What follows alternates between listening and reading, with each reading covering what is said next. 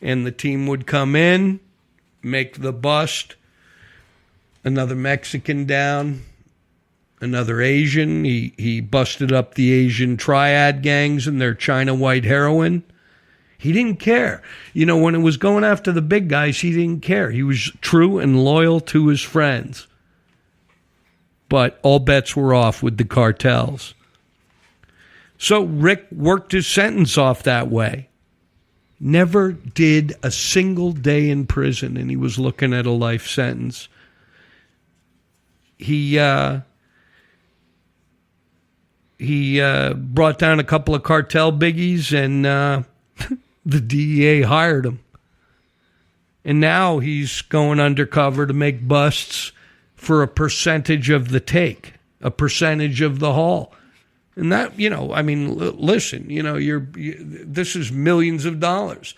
So he could be pulling down, you know, an easy low six figures, nothing compared to what he made as a drug dealer, but, you know, enough to survive and, you know, feel like he was doing right for once in his life. And he worked his sentence off. And ultimately, the DEA was so impressed with Rick Doremus, Rick the Rat, that he ultimately came full circle as a paid professor of drug trafficking, meaning that he would, you know, fly down to San Diego a few times a year and lecture the new DEA recruits. I've had some people do some bad things to me, Rick says, but I've always given them the opportunity to rectify it. This isn't the white trade, meaning cocaine. People aren't getting shot or stabbed, and they aren't whoring their sister out. So I have to find my way through this. And I think I'm finding my way through this via telling my story. That helps me cleanse my soul. Being straight up with the feds helps me feel some redemption. And I'm sure this is wrong. But being able to stand up for myself against some of the people that wronged me has always been therapy for me. But I also know that if I stuck my head in a car and got shot, at least if I got killed in the line of duty, then maybe, just maybe, I could justify my existence because I feel bad about what I did. So, Rick the Rat. We keep driving, rolling down Sunset, past all his haunts. Where did he used to go? Yamashiro, they turned that into a club. He used to do drop-offs there. He'd be up and down the I-5 corridor. I mean, people don't realize this, but in the early days of medical marijuana, this was really interesting, is that, and this is something I learned from him, when his loads were coming down from Vancouver all the way down the I-5 corridor, some of their prime drop-off spots were at medical marijuana dispensaries. And that made sense to me. It also made sense to me that when I spoke to his control agent at the DEA to verify what he was telling me, the DEA agent said, "Ebner, what do you think about medical marijuana?" And I was like, "I think it's cool. I hadn't turned on to it yet, but I thought it was cool." And he said, "Yeah, so do we. We don't want to bust. You know, we don't want to make these busts on medical marijuana dispensaries, but you have to understand that this ties into cocaine trafficking." How does medical marijuana turn into cocaine trafficking and affiliation with Mexican cartels? Well, it's as simple as this. First of all, the best bud in the world, bar none, is grown on the prairies of Canada, hydroponically grown in grow houses from Quebec to Vancouver, and man, they know how to make good bud. And that bud, just thinking, BC Bud is legendary. Bud, baby. That bud would come down, and the Canadians, the pot growers, didn't want U.S. dollars back for their product. No, they were paid in cocaine. And, so in other words, Rick the Rat Doremus was like Johnny Appleseed sprinkling out marijuanic joy to everybody, up and down the I-5 corridor. And at the same time, at the end of his run, the payback to Canada was cocaine.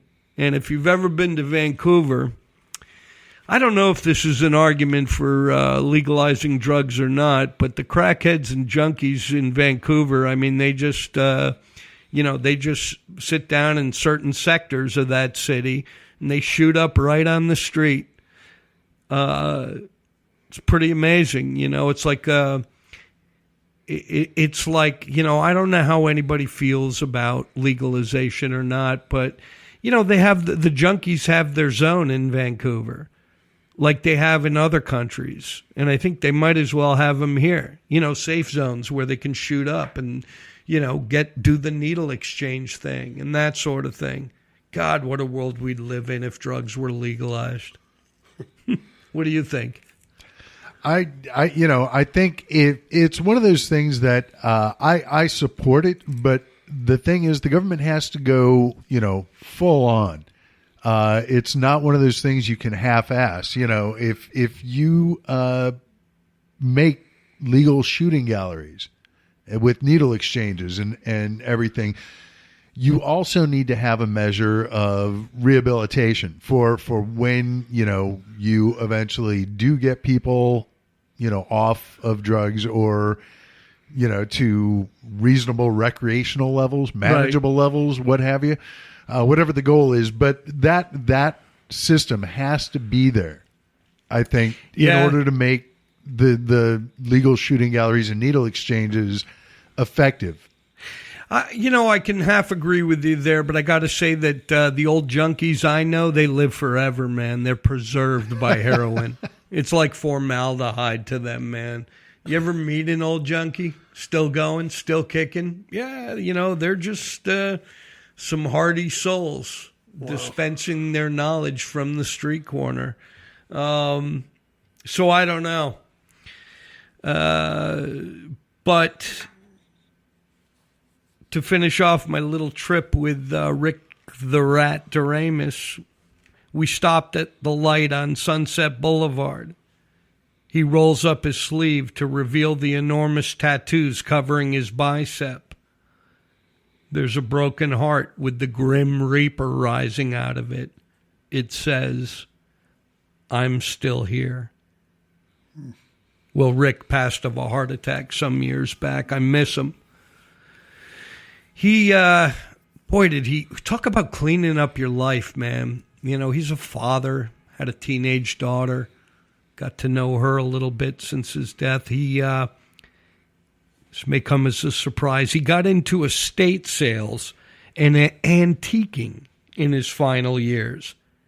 And he actually came up with a concept I loved for an estate sale world reality show called, get this, You Can't Take It With You. I love it because, when you think about it, it's, you got all those silly, the Storage Wars and Antiques Roadshow. And by the way, I'm a huge fan of Antiques Roadshow. I love it. The reveal when they get to know how much their little saber is worth. That's worth nothing. Was there sort of that out. Was there a rust kind of? But we cleaned that up. See, that's called patina, and that increases the value. So yeah, it's like the last scene in Willy Wonka, with Gene Wilder. You get nothing. Good day. Yeah, exactly. Well, Rick, Rick was really excited, and I loved his concept. You can't take it with you, because if you've ever been to an estate sale, it's such an emotional sort of thing, because the person who's holding that sale or the family, they're not just giving away artifacts and antiques and paintings. They're giving away family memories. And there's a story behind everything in their house. And I was like, holy shit, Rick, this'll work. I brought him back down to Los Angeles, and I got him a deal. They got as far as a sizzle reel to present to the networks. Rick, the former drug trafficker turned DEA snitch, was now an antiques guy. And, just letting people tell their stories as they got ready to get rid of such big parts of their lives, like their entire estates. Oh, God.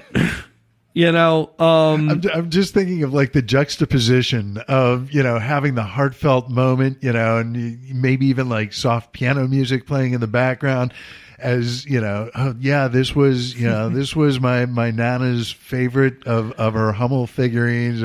Yeah. And then like cut to the next, like just auctioneer. And I know that's not how they do estate sales generally, right. But just the difference between the crass commercialism of this, it's such a story. And hey, I got 20, who 25, 30, I get 30, Done. Everything gone. Whoosh. You can't take it with you. But Rick, you got to understand, this was a guy who one time he actually walked into a pawn shop with me just for fun and for free. And I've described the guy. You know what a menace this guy looked like. And he stood behind me basically as muscle in a Russian pawn shop while I was questioning the proprietor about the provenance of a purloined diamond engagement ring. I'm asking questions that, to look at me, this motherfucking Russian pawnbroker would have punched my lights out. If not, pulled out a gun and just capped me right there. But he looked behind me and he saw Rick, and he presented all the material for me, all the records, and I found out not only where that diamond ring I was looking for came from, but also who pawned it at the shop. And needless to say, that fit in quite well into my story that became 6 Degrees of Paris Hilton, Simon & Schuster. You can still read that book. Hell, they'll print out a copy for you on demand. And Rick, like I was saying, he also taught me a tremendous amount about the drug trade. Knowledge that paid off in later projects, like Being Uncle Charlie, A Life Undercover with Killers, Kingpins, Bikers, and Drug Lords. A little ditty I did with Bob Deasy of the OPP. You know what the OPP is? It's Ontario Provisional Police, where he spent 25 years undercover. What did I learn? Well, I learned that the best bud in the world comes from Canada. And by best bud, I'm talking about that hydroponically grown kind from the grow houses. Also, to understand the rats' familiarity with the cartels. And like I was saying, Canada doesn't get paid back in cash. They like the White Death, the cocaine on their back end. And that's why pre-legalization, the feds were coming after your marijuana. It's not because they really wanted to. So, to rat or not to rat? You bet your sweet ass I would. Fuck you, Pablo.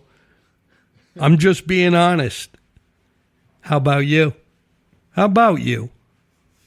Would you rat? I'd like to think I wouldn't, but You would. It's You one would. of those things. Yeah. When you get down to it, and I got to say, I like the way he did this, where he covered his own crew,